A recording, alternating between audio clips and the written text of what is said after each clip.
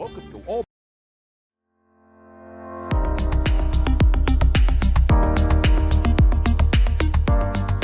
You are listening to IBGR, the International Business Growth Radio Network. My name is William Eastman, and I am happy to be here on I would say beautiful Monday morning. But really, it's a Monday afternoon. Ain't so beautiful here. And our studios, our North American studios in Richmond, Virginia. A little bit overcast, but it is obvious.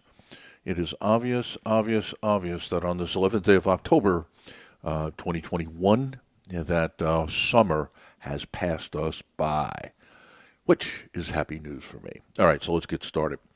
You are listening to the number one business talk and news station around the world. And how do we say that? It's pretty simple.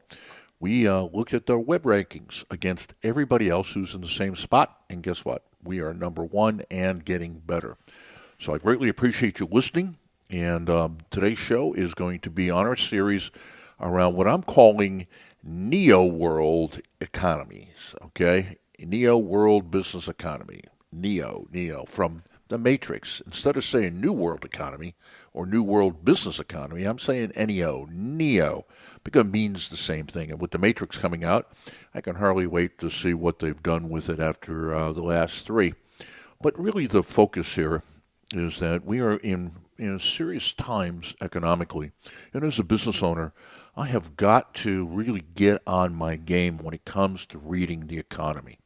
And so my focus here, well, we've done this show in various form and fashion over the last year and a half that we've been on the air, and it was called Economics for Business Owners, which has given it a different title, maybe something a little catchier, but the deal is you and I, as business owners, have no control over the economy. We may have tangential control over who we vote for, but I think for the most part, that almost doesn't matter either. And so here's the deal. If I can stay on top of the game, I know what to look for, then I know what changes to make in my business so that I don't want to say I don't give a damn what the bureaucrats and the politicians do with the economy. I certainly do care. But day to day, where I have to operate from is a different place. And that different place is what is it that I need to do now? And so the emphasis of this whole series is going to be on that, all 13 weeks of it. We break each one of these down into 4 segments or 4 podcasts, depending on how you want to listen. So let's get started. You need to go to the website, ibgr.network. That's ibgr.network. That is our name. It is our URL. It's also our broadcast frequency. When you get there, go over to resources, which is all the way on the right side of the navigation bar. Mouse over that, and you'll find that there's a drop-down menu. Go to show notes, and when you get there, if you're listening to this live or close to live, you're looking for Neo World Business Economy Show 2. Okay? And the name of today's show is What Do I Need to Know to Play the Curve? Last week, we did 4 podcasts on economics. Just enough that if you haven't had any classes in it and it didn't interest you, because I can assure you, Econ 101 in college was not fun for most people unless you wanted to be economists. What we talked about was how to tell the difference between the truth and BS when we're listening to politicians or the talking heads. Well, today, and these 4 shows are a continuation of that. Now, here's how I'm going to do. Segment number 1, today's show, right now, is that what we're going to be talking about here is, where's my chart? There we are. What we're going to be talking about here is the whole thing about, well, what is really a business cycle? What is it really? Okay? Because a lot of times what happens is that we don't know how to read what's going on in the environment. And so because we don't know how to read it, sometimes it becomes difficult to say, well, where are we? And I'm going to help you out. I'm going to basically say to you that there is no way that you can miss this one. That it is pretty easy to read what's going on. And because of that, we can talk about what are the movements, the steps that you should be taking. Not only in the here and now, in other words, I know where the economy is, but because it does operate in a cycle, like an ocean wave, and those are the analogies I'm going to use. If that is true, then I already know what's going to happen as I get up the side of the wave. We're in expansion. or I already know what's going to happen. I'm on the backside of the wave, and we're in a contraction. And if I know all that, then that puts me in just a totally different spot than most of my contemporaries. And so, and the analogy I used last week, which I really like, and I'll keep with it right now, is that it's kind of that old joke about two guys going to hunt bear up in Alaska, and one guy is, he's all decked out. He's got his hunting clothes on and his cameos and the whole bit. He's got his, his water-resistant boots, the whole 9 yards. And his buddy's kind of decked out the same way, except he didn't put on the boots. He puts on a set of running shoes. And the one guy looks at the other and says, "You can't outrun a bear in those." And the guy with the tennis shoes looked at his friend and said, "I don't have to. I just got to outrun you." And so really the analogy here is that most business owners don't know how to read the economy. And so therefore it's devastating when it hits them. And a lot of the things that need to be done ahead of time have not occurred. And so therefore they are behind. They're basically behind the curve. For you, what's going to happen here is that you're going to have the ability to see what's coming, so you're already preparing for it. And that's the type of stuff we're going to cover.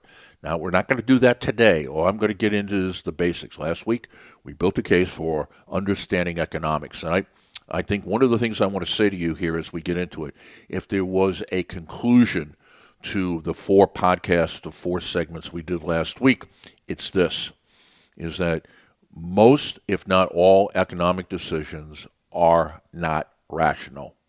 Okay? They're emotional.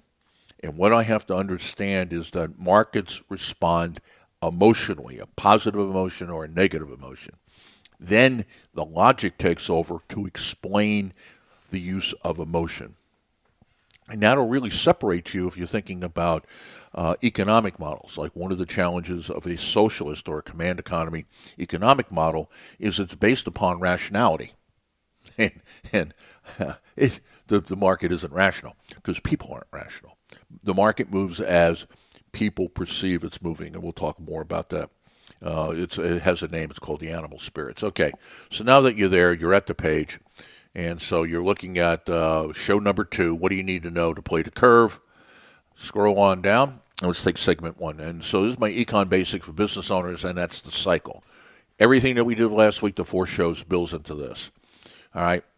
Business cycles move through the economy like ocean waves and consist of a wave front, the front of the wave, an expansion, and the back of the wave, a contraction. And being a former marine scientist back in my early days, I really like this analogy because I can, if you've been in 30-foot seas, you can actually envision what this is like and some of the emotion that you're going to feel as you go through it, especially on your backside and you're looking down the back of the wave going, "Oh no." Okay. Yeah.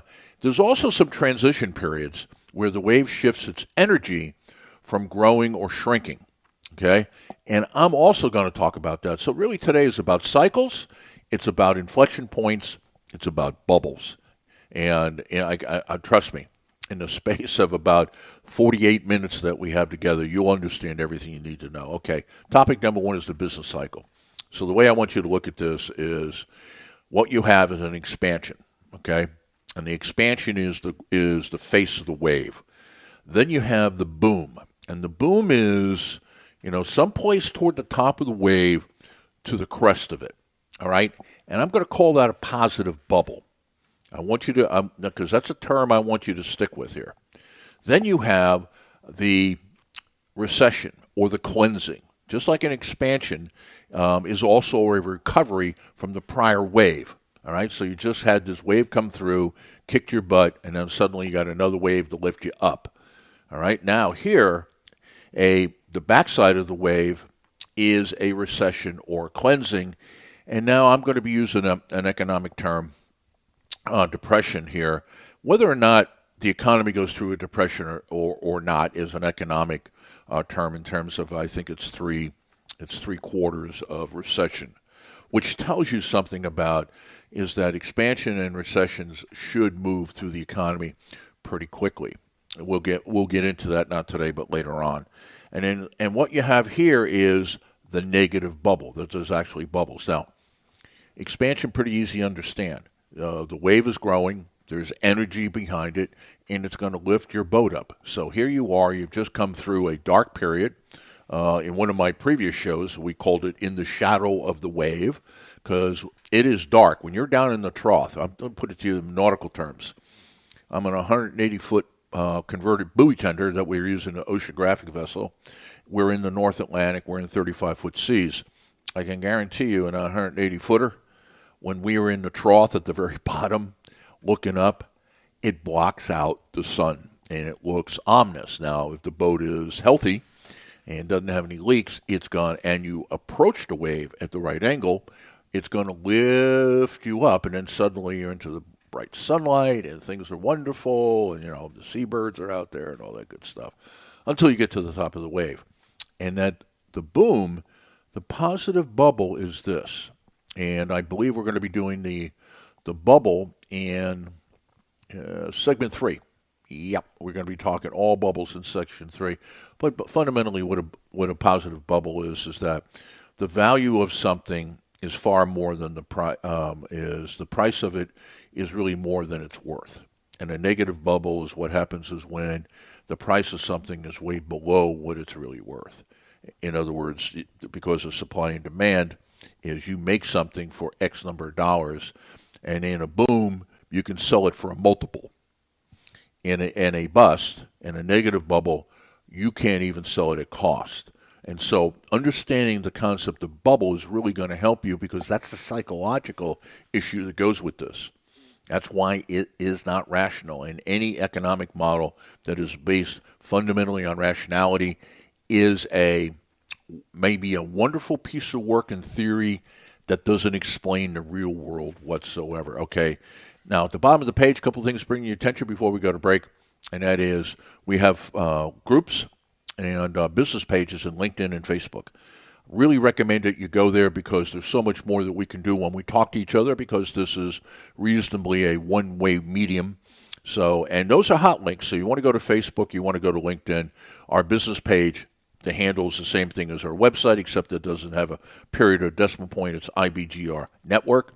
That'll take you to Facebook if you're a Facebook person, or it'll take you to LinkedIn if you're a LinkedIn person. Then we have groups there. Build My Business Today is our Facebook group, and our LinkedIn group is IBGR Growth Community. And if you're in there, then suddenly you get to take advantage of some special stuff we're doing. And then what we have is a mobile app that you can download, but I'm going to come back to that. So you're listening to IBGR, the International Business Growth Radio Network. My name is William Eastman.